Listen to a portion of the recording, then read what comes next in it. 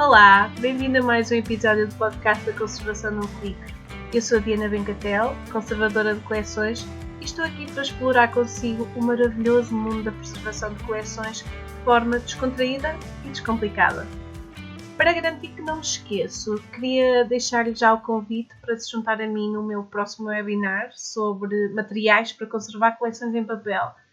Nesta aula online, que é totalmente gratuita, vou falar sobre muitos tipos de materiais para vários tipos de cuidados e intervenções, entre eles algumas das minhas ferramentas favoritas para higienizar livros e documentos.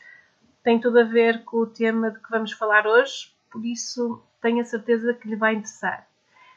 Pode consultar todos os detalhes em conservacalnumclique.com/aulamateriais e pode inscrever-se neste mesmo link, conservacalnumclique.com/aulamateriais. Vou também deixar o link nas notas do episódio, é só ir lá e clicar. Vamos então ao tema que quis trazer aqui hoje ao podcast. Vamos falar sobre como limpar documentos em papel de forma segura. E para isso decidi trazer-lhe o exemplo prático de uma colega minha que trabalha num arquivo onde toda a documentação está a ser digitalizada e por isso todos os documentos estão a ser limpos um a um antes de serem digitalizados. Esta minha colega é muito cuidadosa no trabalho que faz, inclusivamente investe em formação para aprender o que fazer e o que evitar. Por isso, achei que era um excelente exemplo para trazer aqui e que lhe pode servir de inspiração a si que está desse lado. Pelo meio, vou dar algumas dicas extra minhas que também podem ser úteis. Vamos a isto? Então, imagine o cenário. Tenha à sua frente o arquivo de uma pessoa ilustre, arquivo esse que está à guarda de uma instituição. Pasta atrás de pasta, caixa atrás de caixa. Há documentos de várias épocas, alguns mais recentes, outros mais antigos, com pó, com manchas, alguns com sinais de fungos, outros com marcas de ferrugem de grafos e clipes. E alguém tem de limpar todos os documentos, folha a folha, para os preparar para a digitalização. É aqui que entra a minha colega. Uma das coisas que ela faz, embora muito simples, é também muito importante. Manuseia os documentos com luvas de nitrilo. Isto serve para proteger tanto a pele dela como os próprios documentos. As luvas evitam que a gordura e a sujidade das nossas mãos passem para as folhas e ao mesmo tempo também nos protegem do pó, de eventuais fungos que ainda estejam nas superfícies e até de outras substâncias que possam ser nocivas. Mas as luvas sozinhas não chegam. É preciso pensar no espaço onde se faz a higienização dos documentos. Uma coisa que a minha colega faz e que eu recomendo muito é ter uma mesa ou outra superfície de trabalho exclusivamente destinada à higienização dos documentos, de preferência afastada de equipamentos como computadores, scanners ou impressoras. Assim, tem-se um espaço dedicado e preparado para este trabalho e, ao mesmo tempo, reduz o risco de a sujidade danificar equipamentos eletrónicos. De preferência, a superfície de trabalho deve ser de cor clara, para se ver bem a sujidade que vai saindo da documentação. Se por acaso o que tiver disponível for uma mesa mais escura, para ter noção de onde está o pó, pode sempre utilizar folhas de cartolina brancas para revestir a mesa, que faz o mesmo efeito.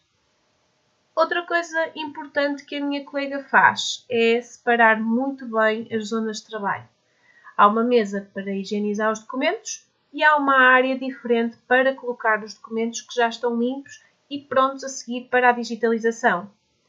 O que é que isto evita? Evita que documentos já limpos voltem a ficar em contacto com pó que ainda anda à solta na mesa onde se está a fazer a higienização. E aqui há uma regra de ouro que ela segue e que eu subscrevo. A mesa que ela usa para limpar os documentos serve só para a higienização. Não é para pousar o telemóvel ou a carteira e menos ainda o lanche ou o café. Quanto mais se conseguir limitar o uso desta mesa, apenas para a limpeza de documentos, mais controlado fica o ambiente à volta deles e evita-se contaminações perfeitamente evitáveis. Como neste acervo, em particular, existe a suspeita de haver fungos em alguns documentos, a minha colega tem um purificador de ar que mantém a funcionar enquanto está a trabalhar e que parece que faz uma grande diferença na qualidade do ar daquele espaço e que pode ser importante por uma questão de saúde. Independentemente de por aí decidir adotar um purificador de ar ou não, o que eu recomendo sempre em espaços onde se higieniza documentos é arejá-los frequentemente. Abrir as janelas de vez em quando. Agora vem uma das minhas partes favoritas, a parte dos instrumentos de trabalho. A minha colega usa pincéis e trinchas em combinação com smoke sponge, tudo comprado em lojas de material de conservação. A smoke sponge é uma espécie de esponja especial feita de borracha natural vulcanizada que eu particularmente adoro. É muito usada em conservação e ajuda a remover sujidade mais entranhada. Por vezes até consegue agarrar alguma ferrugem deixada por agrafos ou clipes, por exemplo. Então, como é que a minha colega faz a limpeza na prática? Quando os documentos estão com pó na superfície, a primeira coisa que usa é quase sempre o pincel ou a trincha. Limpa no sentido de cá para lá, ou seja, afastando o pó dela própria, com movimentos suaves e controlados. Usa também este método quando os documentos parecem ter vestígios de fungos inativos. Muitas vezes, como já estão secos, o que fica na superfície é uma espécie de pó que se consegue remover com o pincel. Em relação às manchas deixadas pelos fungos, essas vão continuar lá, no papel, visíveis. O dano está feito e se quiser tentar remover algumas manchas, é necessário contactar um conservador restaurador de documentos gráficos para saber se é possível fazer algum tratamento mais profundo. Deixo também a sugestão de ouvir o primeiro episódio deste podcast, o número 1, que é exatamente sobre como limpar papel com fungos. Às vezes não existe a certeza se os fungos estão inativos ou não, portanto, se houver dúvidas, mais vale ter os cuidados que eu indico nesse episódio, porque é preciso ter a própria pessoa que está a fazer a higienização usar mais equipamento de proteção pessoal e fazer também a limpeza de outra forma com outras ferramentas. Portanto, em caso de dúvida, siga o método que eu explico no episódio número 1 sobre como limpar papel com fungos. Se ainda não ouviu, sugiro que vá ao vídeo. Ora bem, em documentos onde a limpeza com pincel não tenha sido suficiente, a minha colega usa a smoke sponge. Em muitos casos, com sujidade de nível médio ou baixo, pouco entranhada, ela consegue remover a sujidade quase na totalidade com a smoke sponge. Mas apesar de ser maravilhosa, há um cuidado muito importante que a minha colega tem e todos devem ter em relação à smoke sponge. Não se deve usar em documentos com anotações a lápis, porque a smoke sponge pode apagar essas anotações. Em relação às manchas de foxing, que basicamente são umas pequenas manchas redondas, acastanhadas e que é frequente encontrar em documentos mais antigos, a smoke sponge por vezes consegue atenuar ligeiramente a mancha, mas não faz milagres. O foxing costuma estar muito ligado à presença de fungos e à degradação do papel e na maioria das vezes não desaparece. Outra situação muito comum em arquivos são os documentos com dobras, sobretudo cantos dobrados. A verdade é que as dobras são zonas que acumulam imensa sujidade.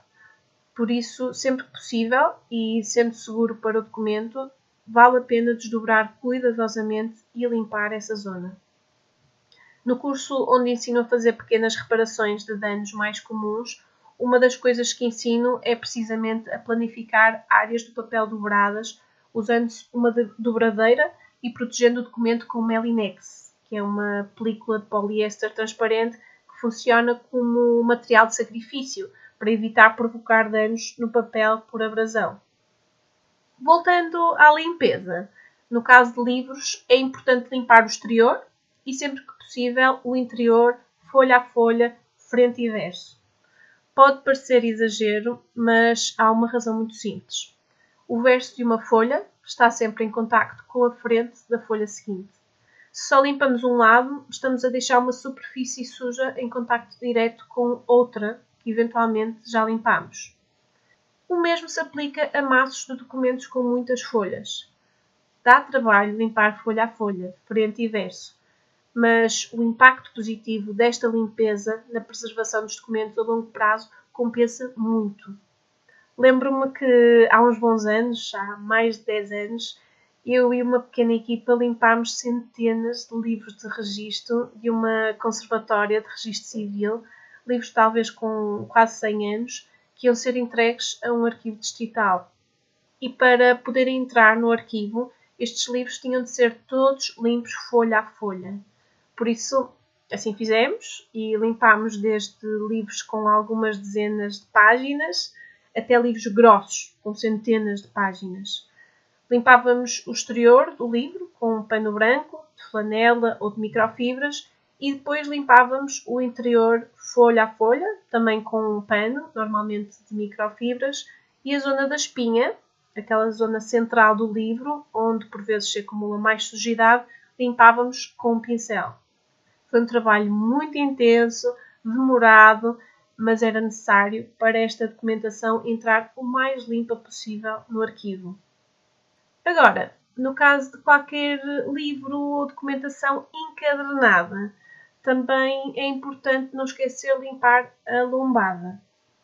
Uma técnica que uso é bater suavemente com o livro, aberto e na vertical, sobre a mesa, para que a sujidade acumulada entre a lombada e o corpo do livro se solte e caia. Se for necessário, pode-se também aspirar cuidadosamente essa zona interior da lombada, com um aspirador de sucção regulável, como o aspirador museu, usando uma ponteira fininha, adequada para este tipo de trabalho. E depois há o lado mais invisível deste trabalho de limpeza, o cuidado com a própria mesa e o espaço à volta. No final de cada dia de trabalho, a minha colega aspira a mesa de trabalho com um aspirador, com filtro EPA, e aspira também o chão à volta. Porque durante a higienização é inevitável que haja partículas a cair no chão e a espalhar-se pelo espaço à volta. Aspirar, em vez de só passar um pano, é muito mais eficaz para apanhar a sujidade, em vez de empurrar só de um lado para o outro. Depois do aspirador, ela passa um desinfetante em spray antifúngico e antibacteriano, daqueles que se compram na farmácia, e tem um cuidado especial, que é, em vez de pulverizar diretamente sobre a mesa, ela aplica o spray numa folha de papel e é essa folha que usa para limpar a superfície.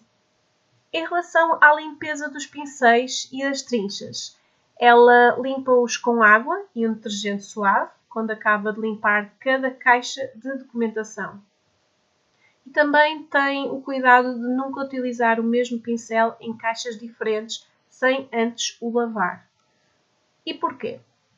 Porque de caixa para caixa muda completamente o tipo de documentação, o período temporal, as condições em que esteve guardada. Pode haver caixas com documentação que têm muita sujidade ou bolor e outras com documentos muito mais recentes e em melhor estado. E ela quer evitar transportar pó e esporos de fungos de um conjunto de documentos para o outro. Acho que é uma ideia muito, muito interessante. Depois de lavar os pincéis, ela seca-os bem com papel absorvente e deixa-os a secar em cima de novas folhas de papel para absorver qualquer resto de umidade. E só passados alguns dias é que volta a usar os pincéis para garantir que estão muito bem secos. Por isso tem vários pincéis, para não ficar dependente de um único que ainda esteja a secar quando precisa de avançar para outra caixa. Aqui deixo outra dica. Pode ser boa ideia pôr os pincéis a secar na vertical, presos, por exemplo, num gancho ou noutro tipo de suporte. Assim, ajuda-se a que a umidade deixe pelas cerdas, em vez de ficar retida na zona central do pincel, onde inclusivamente podem existir elementos metálicos, como algumas trinchas têm. Menos umidade nessa zona significa menos risco de o metal oxidar e enferrujar.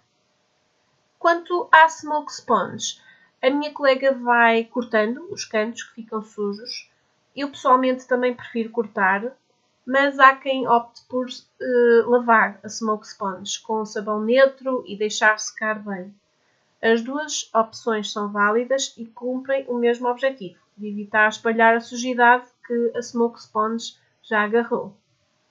Se chegou até aqui, já percebeu que para limpar documentos de forma segura não basta só passar um pano.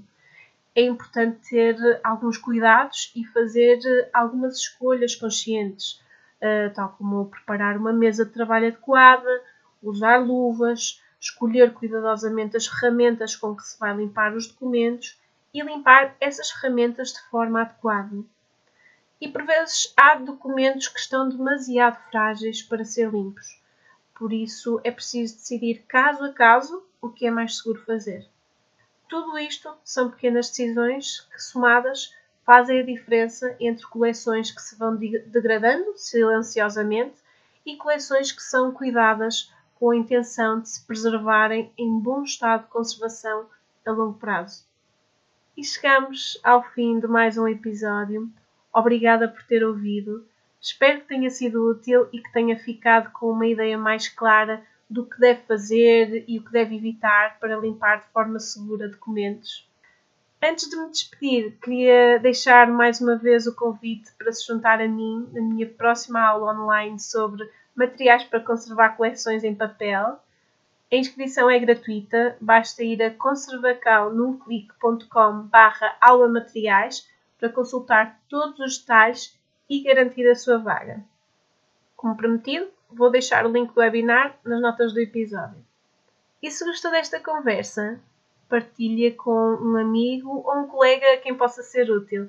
Partilhar o episódio é a melhor forma de fazer esta informação chegar a mais gente e contribuir para proteger os documentos que estão ao nosso cuidado, quer em nossas casas, como em arquivos, bibliotecas ou museus. Muito obrigada por ter estado desse lado e até ao próximo episódio.